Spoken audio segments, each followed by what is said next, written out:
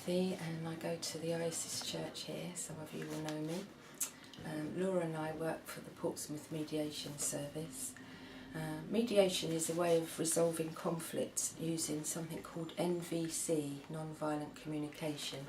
The founding father of this was a guy called Marshall Rosenberg from America, and he likes to say that as soon as he knows what each person's needs are, something can be resolved, a conflict can be resolved within 20 minutes. It does take more time than that sometimes, but that's a good basis to work on. It's a process in which qualified mediators listen to each side, and this is what we call active listening, which is really listening and not just thinking about what you're going to say next, which is a key skill.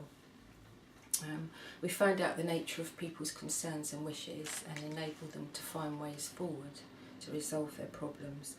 We visit each party, that's what we call them, in their own homes, and then bring them together in a neutral venue to try and resolve their differences. We're confidential, impartial and non-judgmental, and the participants themselves have control over what they agree to.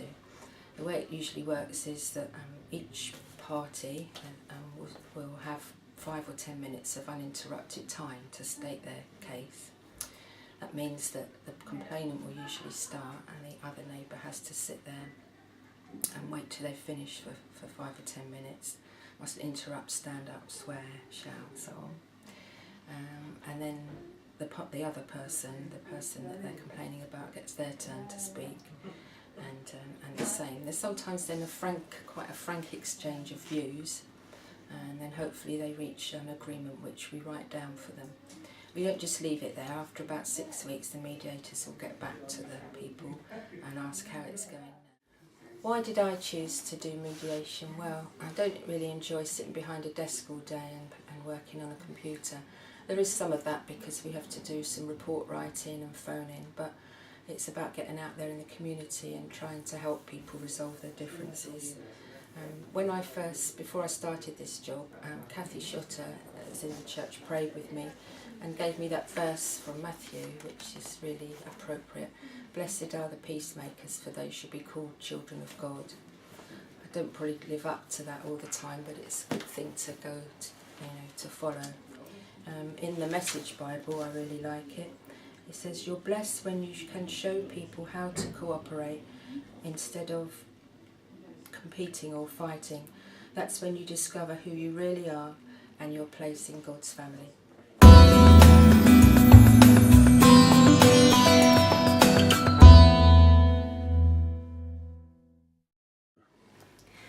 Hi everyone, for those of you who don't know me, I'm Laura. Come to Oasis Church. And for my job, I work for the Portsmouth Mediation Service. I've been there now for about 6 years. Basically, my job is to help people resolve their neighbour problems. Stephen's asked if I could just sort of explain how I go about doing that on a day-to-day basis. So I've tried to break it down into 3 things that I think are key factors in helping and enabling people to resolve their neighbour problems. The first thing I'd say is most important is listening. I think when you give someone a chance to be able to say how they feel about the situation, what the problem is, how they feel, how it's impacting on their lives, and they've got someone there solely just to listen to them say about that, I think that makes them feel valued and important, and they realise that someone does care about them. And as a Christian, to be able to do that on a day-to-day basis, I feel like we're able to really show God's love, not in an evangelistic way, but just by showing that we do really care and that we're there to help them to find a way forward in the situation.